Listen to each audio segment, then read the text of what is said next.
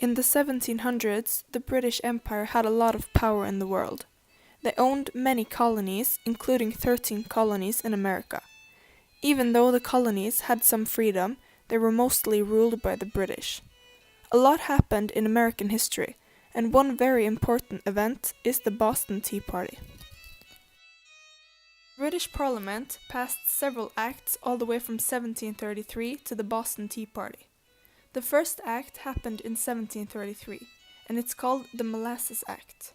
This act wasn't made to raise revenue, but to protect large plantation owners in the British West Indies.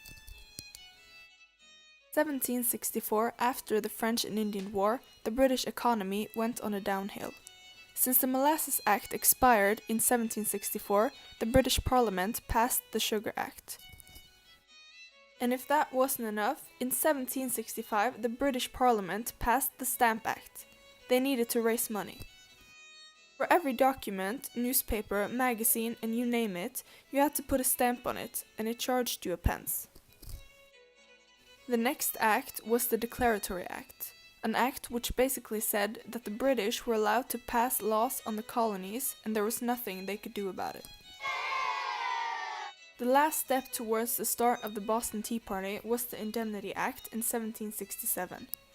This was an act designed to help the British East India Company. They were paying a 25% tax on all the tea they brought to England, and they needed help.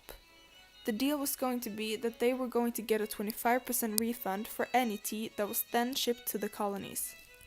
In 1767, Charles Townshend, an English finance minister, introduced, along with the British Parliament, import duties on a variety of goods to their colonies.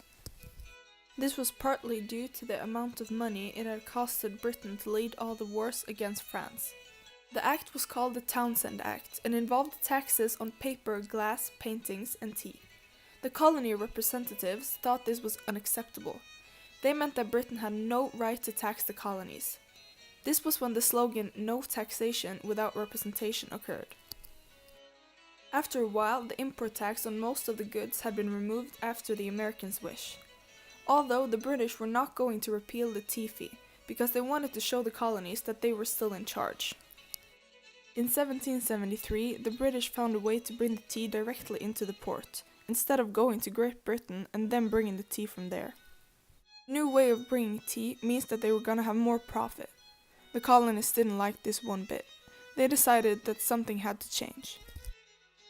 December 16th, 1773, 5,000 Boston residents had just had a meeting in the city's largest building, the Old South Meeting House.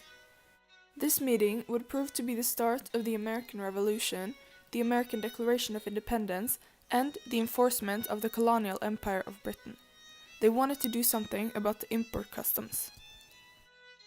Fortunately for them, 3 ships had added to Boston Harbor the same day, loaded with 45 tons of tea worth a value of $50,000. Participants at the meeting were angry and aggressive, and several violent assault proposals came up. Samuel Adams and other members of the Sons of Liberty group, a group that fought for and wanted independence for all the American colonies, came up with another plan. This plan contained non-violent resistance. In the evening of the same day, approximately 60 men, dressed like Mohawks, a native people in North America, stormed out of the Old South Meeting House and sneaked in on the 3 ships, the Eleanor, the Dartmouth, and the Beaver. On board the ships there were 342 boxes that contained tea. The men threw all the tea at the sea. The action took about 3 hours, and the following day the colonists paid for a broken padlock, but they would not replace the tea. Today the tea would have had a value of around $3 million. Would the American Declaration of Independence have come without the Boston Tea Party? The Boston Tea Party were led by fearless people who in that moment just thought of winning back their country and taking back their freedom. The event even inspired others to stand up against Britain later in the history. If the event never happened, maybe no one would have ever had the courage to go against Britain. So no, I don't think that the American Declaration of Independence would have happened if it wasn't for the Boston Tea Party.